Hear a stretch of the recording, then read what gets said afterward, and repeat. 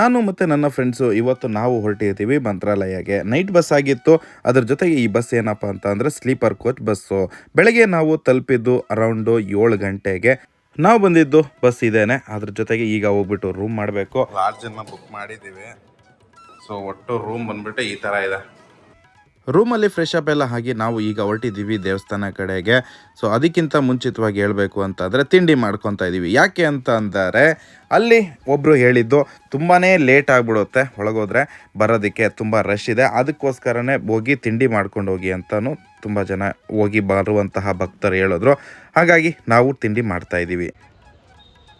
ಹಾಗೆ ದೇವಸ್ಥಾನದಲ್ಲಿ ಎಷ್ಟು ರಶ್ ಇದೆ ಅಂತ ಕೂಡ ನೀವು ನೋಡ್ಬೋದು. ಅಂದರೆ ಎಷ್ಟು ಭಕ್ತರು ಬರ್ತಾ ಇದ್ದಾರೆ ಅಂತ. ಅದರ ಜೊತೆಗೆ ಹೋಗೋ ದಾರಿನಲ್ಲಿ ನಾವು ಕೂಡ ಹಣೆಗೆ ನಾಮ ಎಲ್ಲ ಹಾಕಿಸ್ಕೊಂಡು ನಾವು ಹೊರಟಿದ್ದು ದೇವಸ್ಥಾನ ಕಡೆಗೆ.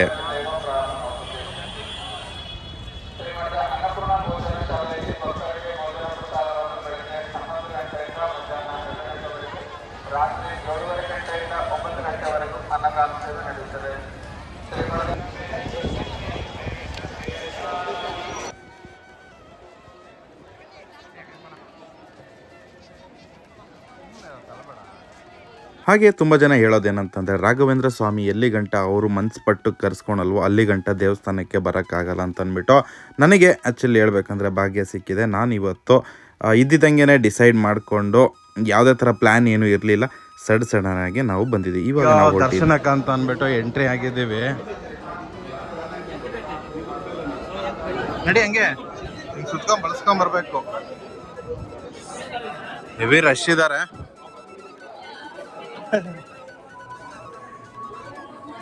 ಹೇಳ್ತಿರೋದೇನಂತಂದ್ರೆ ಸಿಕ್ಕಾಪಟ್ಟೆ ಟೈಮ್ ಹಿಡಿಬೋದು ಅಂತ ಅಂದ್ಬಿಟ್ಟು. ಆಕ್ಚುಲಿ ಏನ್ ಗೊತ್ತಾ, ಇಲ್ಲಿ ನೋಡ್ರಿ,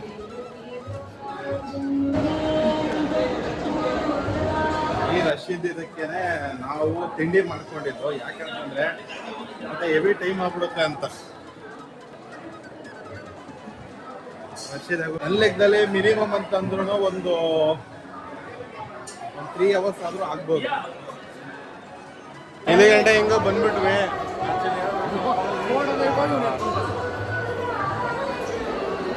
ಈಗ ನೋಡಿದ್ರೆ ಶುರುವಾಯಿತು ಲೈನು. ನಾವು ಬೆಳಗ್ಗೆ ಅರೌಂಡು ಒಂದು 8:45, 9 ಗಂಟೆ ಆಗಿದೆ. ಈಗ ನಾವು ಎಂಟ್ರಿ ಪಡಿತಾ ಇರೋವಂಥದ್ದು.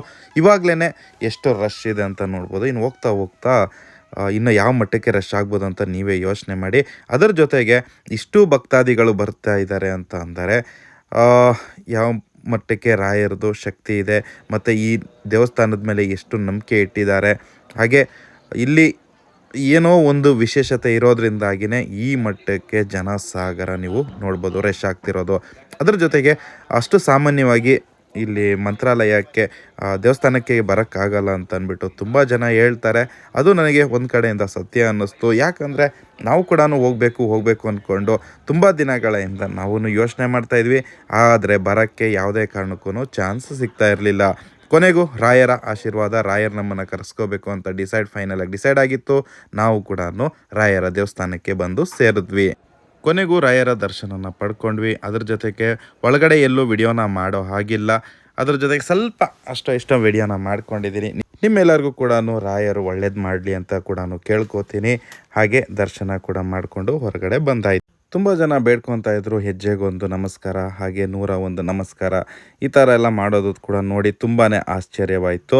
ಯಾಕೆ ಅಂತಂದರೆ ಅಪಾರವಾಗಿ ಭಕ್ತಿ ಇರೋದ್ರಿಂದಾಗಿ ಇದನ್ನು ಮಾಡ್ತಿದ್ದಾರೆ. ಹಾಗೆ ಇಲ್ಲಿ ಏನೋ ಒಂದು ಶಕ್ತಿ ಇದೆ ಅನ್ನೋದು ಕೂಡ ಅರ್ಥ ಆಗುತ್ತೆ. ಅದರ ಜೊತೆಗೆ ನನಗೂ ಹಾಗೆ ನಮ್ಮ ಸ್ನೇಹಿತರು ಕೂಡ ನಾವು ಸ್ವಲ್ಪ ಹೊತ್ತು ಕೂತ್ಕೊಂಡು ಹಾಗೆ ಒಂದು ಸ್ವಲ್ಪ ಫೋಟೋ ವಿಡಿಯೋ ಎಲ್ಲ ಇಟ್ಕೊಂಡು ಹಾಗೆ ನಾನು ಕೂಡ ನನ್ನ ಕೋರಿಕೆಗಳನ್ನ ನಾನು ಕೂಡ ಸ್ವಾಮಿ ರಾಘವೇಂದ್ರ ಸ್ವಾಮಿ ಹತ್ರ ಎಲ್ಲ ಬೇಡ್ಕೊಂಡು ಈಗ ನಾವು ಹೊರಟಿದ್ದೀವಿ ಹೊರಗಡೆ.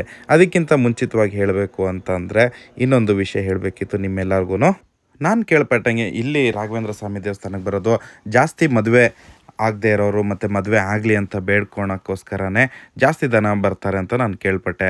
ಅದಕ್ಕೋಸ್ಕರ ನನ್ನ ಬೇಡಿಕೆ, ನನ್ನ ಒಂದು ಅನಿಸಿಕೆನ ಈ ವಿಡಿಯೋದಲ್ಲಿ ತಿಳಿಸೋಣ ಅಂದ್ಕೊಂಡಿದ್ದೀನಿ. ಅದೇನಂತ ಅಂತಾರೆ, ಈಗ ದೇವಸ್ಥಾನದಲ್ಲೇ ಯಾರೆಲ್ಲ ಈಗ ಮದುವೆ ಆಗಬೇಕು ಅಂದ್ಕೊಂಡು ಬೇಡ್ಕೊಂಬರ್ತಾರೆ, ಯಾವುದೋ ಹೆಣ್ಣು ಸಿಕ್ಕಲಿ ಅಂತ ಬರ್ತಾರೆ, ಇಲ್ಲ ಗಂಡು ಸಿಕ್ಕಲಿ ಅಂತ ಬರ್ತಾರೆ, ಇಲ್ಲೇ ದೇವಸ್ಥಾನದಲ್ಲಿ ಒಂದು ಮೈಕಲ್ಲಿ ಅನೌನ್ಸ್ಮೆಂಟ್ ಮಾಡಿದ್ರೆ ಚೆನ್ನಾಗಿರುತ್ತೆ. ಅಂದರೆ ಅದಕ್ಕೆ ಸಪ್ರೇಟಾಗಿ ಒಂದು ಜಾಗನ ಒಂದು ಮಾಡಿಕೊಂಡು ಅಲ್ಲಿ ಒಂದು ಕೌನ್ಸಿಲಿಂಗ್ ಥರ ಮಾಡಿ ಒಬ್ರಿಗೆ ಒಬ್ಬರು ತಿಳ್ಕೊಳೋ ಥರ ಒಬ್ರು ಗಂಡು ಬೇಕು ಅಂತಂದರೆ ಗಂಡು, ಹೆಣ್ಣು ಬೇಕು ಅಂತಂದರೆ ಹೆಣ್ಣು, ಯಾರು ಕೇಳ್ಕೊಂಬರ್ತಾರೆ ಅವ್ರಿಗೊಂದು ಗೈಡೆನ್ಸ್ ಎಲ್ಲ ಕೊಟ್ಟು ದೇವಸ್ಥಾನ ಕಡೆಯಿಂದನೇ ಒಂದು ಡೀಟೇಲ್ಸ್ ಎಲ್ಲ ಕೊಟ್ಟಿದ್ರೆ ಇನ್ನೂ ಸ್ವಲ್ಪ ಚೆನ್ನಾಗಿರುತ್ತೆ ಅಂತ ನನಗನ್ನಿಸ್ತು. ಇದು ನನ್ನ ಅನಿಸಿಕೆ. ಈಗ ನಾವು ಪ್ರಸಾದ ಕಡೆಗೆ ಹೊರಟಿದ್ದೇವೆ. ನೋಡ್ಬೋದು ತುಳಸಿ ಗಿಡಗಳು.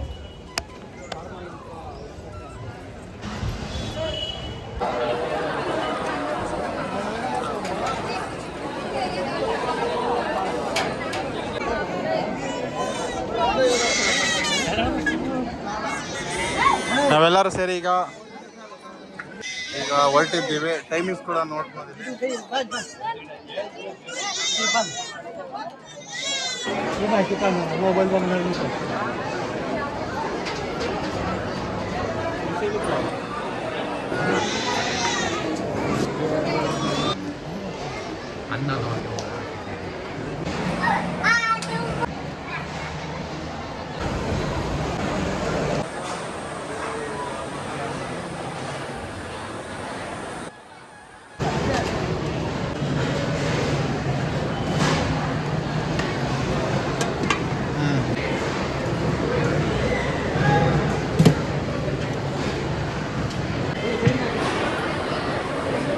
ಬಿಸಿ ಐತೆ ಕಡ.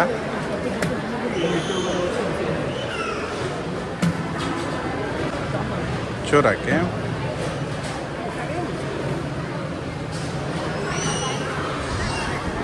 So finally ಪ್ರಸಾದನ ಈಸ್ಕೊಂಡಿದ್ದೀವಿ. ಈಗ ಹೋಗಿ ಕೈ ತೊಳೆದು ಮತ್ತೆ ಊಟ ಮಾಡೋಣ. ಸೊ ನಾವೆಲ್ಲರೂ ಸೇರಿ ಈಗ ಪ್ರಸಾದನ ಸೇವಿಸ್ತಾ ಇದ್ದೀವಿ.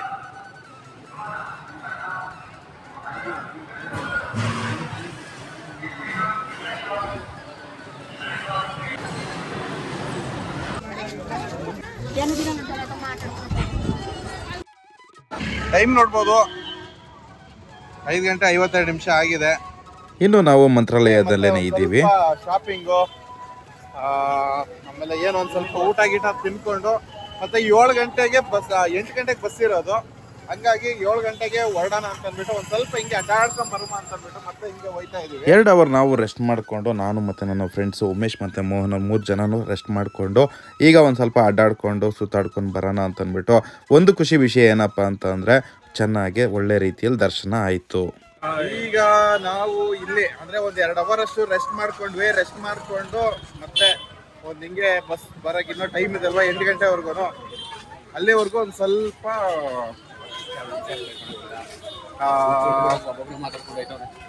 ಏನಂತಾರೆ ಮಾಮೂಲಿ, ಯಾರು ಏನಾದ್ರು ಅನ್ಕೊಳ್ಳಿ ಬಿಡು ಬ್ರೋ. ಟ್ರಾವೆಲಿಂಗು ಮತ್ತೆ ಇದು ಯೂಟ್ಯೂಬರ್ ಅಂದ್ಮೇಲೆ ಮಾಮೂಲಿ ಇದಕ್ಕೆಲ್ಲ ರೆಡಿ ಆಗಿರ್ಬೇಕು. ಯಾರು ಏನೋ ಅನ್ಕೋತಾರೆ ಅಂದ್ಬಿಟ್ಟು ನಾವು ನಮ್ಮ ಕೆಲಸನ ಬಿಡೋಕ್ಕಾಯ್ತದ. ಹಾಗೆ ಸ್ನೇಹಿತರೆ ಹೇಳ್ಬೇಕು ಅಂತಂದ್ರೆ ಈಗ ಒಂದು ಸ್ವಲ್ಪ ಹೊತ್ತು ಅಡ್ಡಾಡ್ಕೊಂಡು ಮತ್ತೆ ದೇವಸ್ಥಾನ ಕಡೆಗೆ ಹೋಯ್ತಾ ಇದ್ದೀವಿ. ಈ ಕಡೆನೇ ಹೋಗ್ಬೇಕು. ಅಲ್ಲಿ ಹೋಗಿ ಹಂಗೆ ತಿನ್ಕೊಂಡು ಮತ್ತೆ ಹೊರಡು.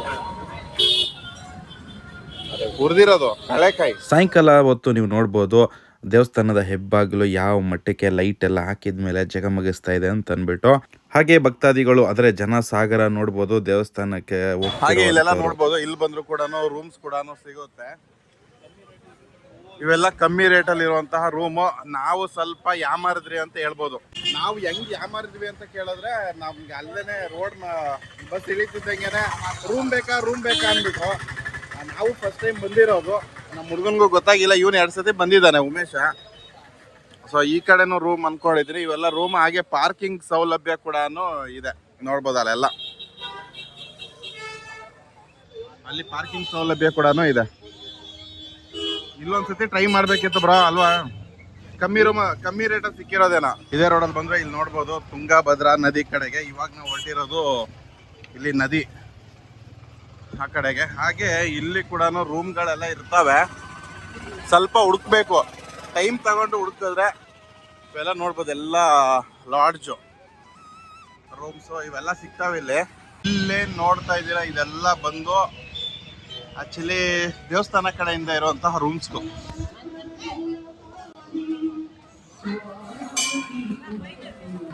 ಇಲ್ಲಿ ದೇವಸ್ಥಾನ ಹತ್ರ ಇದ್ದೀವಿ. ನಮ್ಮ ಹುಡುಗರನ್ನ ಸಹವಾಸ ಮಾಡಿದ್ರೆ ಏನಪ್ಪ ಅಂತಂದರೆ, ಇವಾಗ ಇದು ತುಂಗಭದ್ರಾ ನದಿ. ಇದು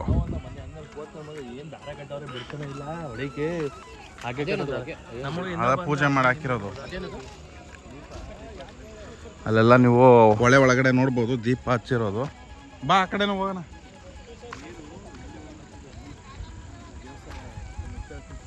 ಈ ಕತ್ಲೆನಲ್ಲಿ ಏನ್ ಕಾಣಿಸ್ತದ? ಅದೇ ಕತ್ಲೆ ನೋಡೋಕೆ ಬಂದಿರೋದು. ನಿಮ್ ಸಹವಾಸ ಮಾಡಿದ್ರೆ ಬರೀ ಇದೇ ಆಗೋಯ್ತಲ್ಲ.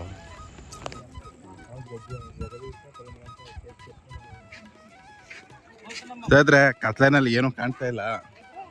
ನಮ್ಮ ಹುಡುಗರು ಮಾಡಕ್ ಕೆಲ್ಸನೇ ಇಂಥದ್ದಾಯ್ತಾ. ಎಡವಟ್ಟು ಅಂದ್ರೆ ಎಡವಟ್ಟು ಇವರು.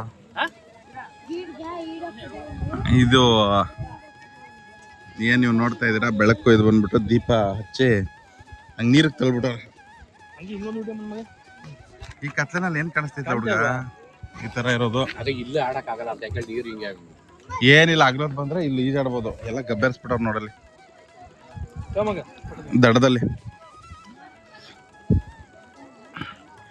ರಾತ್ರಿ ಹೊತ್ತು ಅಗ್ಲೋದ್ ಬಂದಿದ್ರೆ ಇನ್ನೂ ಸಕ್ಕದಾಗಿ ಕಾಣಿಸಿರೋದು ಇಲ್ಲಿ. ಇದು ವಿಷನ್ ಸೀನರಿ.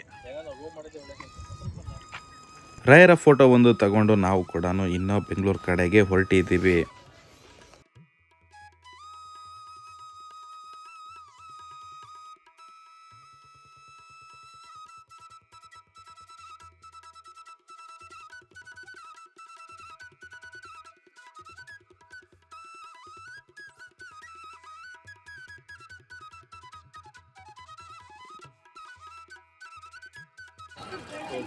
ಸಾಕಾಗಿದೆ ಇದು. ನಾನು ಅಂದರೆ ನಾವೊಂದು ಮಧ್ಯಾಹ್ನನೇ ನಮಗೆ ಬಸ್ ಸಿಕ್ಕಿತ್ತು, ಆದರೆ ಒಂದು ಸಾಯಂಕಾಲ ಹೊತ್ತು ಯಾವ ಥರ ಕಾಣಿಸುತ್ತೆ ಅನ್ನೋದನ್ನ ಕೂಡ ನೋಡಬೇಕಿತ್ತು. ಆ ರೀಸನಿಂದಾನೇ ನಾವೇನು ಮಾಡಿದ್ವಿ, ಸ್ವಲ್ಪ ಹೋಲ್ಡ್ ಹಾಕ್ಕೊಂಡು ಈಗ ಸಾಯಂಕಾಲ 8 ಗಂಟೆ ಮೇಲೆ ಬಸ್ ಮಾಡಿದ್ದು. ಮಧ್ಯಾಹ್ನ ನಮ್ಮ ದರ್ಶನ ಬಂದುಬಿಟ್ಟು ಅರೌಂಡು 1 ಗಂಟೆಗೆಲ್ಲ ಮುಗಿದೋಗಿತ್ತು ಆಯಿತಾ. 1 ಗಂಟೆಗೆಲ್ಲ ಮುಗಿಸ್ಕೊಂಡು ನಾವೇನು ಮಾಡಿದ್ವಿ, ಸೀದಾ ಹೊರಟಿದ್ವಿ. ಬಟ್ ಏನಾಗ್ತಂದರೆ ಒಂದು 2 ಅವರ್ ಅಷ್ಟು ರೆಸ್ಟ್ ಮಾಡಿಕೊಂಡು ಮತ್ತೆ ಸಾಯಂಕಾಲ ಒಂದು ರೌಂಡಿಂಗ್ ಬಂದ್ಬಿಟ್ಟು ಹೋಗೋಣ ಅಂತ ಅಂದ್ಬಿಟ್ಟು ನಾವು ಬಂದಿದ್ದು. ಅದ್ರ ಜೊತೆಗೇನೆ ಇವಾಗೇನು ದರ್ಶನ ಏನು ಮಾಡೋಕ್ಕೆ ಹೋಗಿಲ್ಲ. ನದಿ ದಡಕ್ಕೆ ಹೋಗಿ ಅಲ್ಲಿ ಕೂತ್ಕೊಂಡು ಒಂದು ಸ್ವಲ್ಪ ಮಾತಾಡ್ಕೊಂಡು, ಅಲ್ಲೇನು ಕಾಣಿಸಲ್ಲ ಇಷ್ಟೊತ್ತಲ್ಲಿ ಕಪ್ಪಲಿನಲ್ಲಿ ಯಾವುದೇ ಥರ ಲೈಟಿಂಗ್ ಏನು ಇರಲಿಲ್ಲ ಅಲ್ಲಿ. ಸೊ ಓವರಲ್ ಆಗಿ ಈ ಥರ ಇರುವಂಥದ್ದು.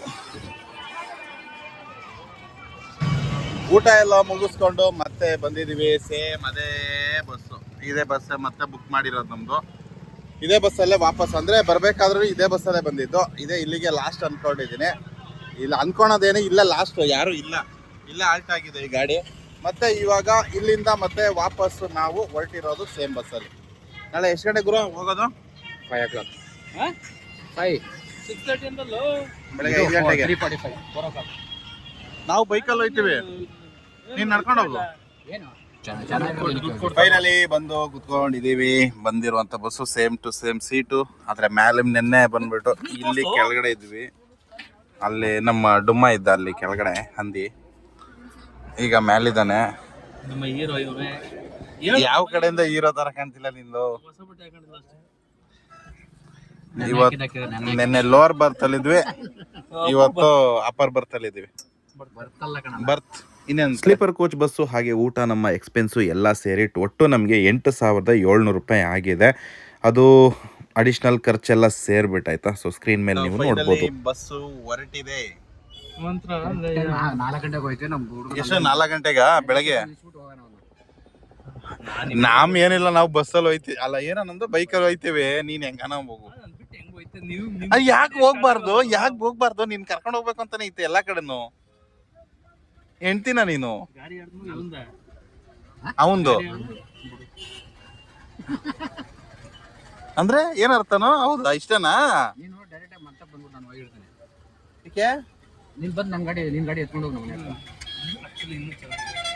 ಇವಾಗ ಸುಮ್ಮನೆ ಹಿಂಗ್ ಒಂದು ವಿಡಿಯೋ ಹಾಕಿದ್ರೆ ನಂಗೆ ಒಂದು 15,000 20,000 ಲೈಕ್ ಬರ್ತವೆ. ಹಾಕು, ಅದೇ ಹಾಕಲ್ಲ ನಾವು, ಹಾಕ್ಲಾ ಬಂದ್ಬಿಡ್ತಾವೆ ಅಂತಾನೆ ಹಾಕಲ್ಲ ನಾವು ಅವೆಲ್ಲ ನಂಬ್ಕೊಂಡಿಲ್ಲ ಗುರು. ಸೊ ಹೀಗೆ ಸ್ಲೀಪರ್ ಇದರಲ್ಲಿ ಹೊರಡುವಂಥದ್ದು. ಫುಲ್ ಹುಡುಗ ಹೇಳ. ಈಗ ಬಸ್ ಹೊರಟ ಆಗಿದೆ. ಸೊ ಈಗ ನಾವು ನೋಡೋಣ, ಎಲ್ಲಾದ್ರೂ ಕಾಫಿ ಟೀಗೆ ನಿಲ್ಸಿದಾಗ ಅವಾಗ ಒಂದ್ಸತಿ ವಿಡಿಯೋ ಶೂಟ್ ಮಾಡ್ಕೋತೀನಿ. ಇಲ್ಲ ಅಂತಂದರೆ ನಾಳೆ ಮಾರ್ನಿಂಗ್ ಸಿಗೋಣ ಎಲ್ಲಿ, ಮೆಜೆಸ್ಟಿಕಲ್ಲಿ. ಈಗ ಇವನ್ನ ಡ್ರಾಪ್ ಮಾಡಾಯಿತು, ಅಲ್ಲಿ ಮೆಜೆಸ್ಟಿಕಲ್ಲಿ ಬೈಕ್ ಹಾಕಿದ್ವಿ, ಈಗ ನನ್ನ ಬೈಕ್ ಎತ್ಕೊಂಡಿದ್ದೀನಿ. ಏನ್ಬ್ರಾ ಆಮೇಲೆ ಏನು ಸಮಾಚಾರ? ಬೈ ರಾಯರ ಆಶೀರ್ವಾದದಿಂದ ಎಲ್ಲ ಒಳ್ಳೆ ರೀತಿಯಲ್ಲಾಯಿತು, ಹೋಗಿ ಬಂದಿದ್ದು, ನಮ್ಮ ಜರ್ನಿ ಎಲ್ಲ ಚೆನ್ನಾಗಿತ್ತು.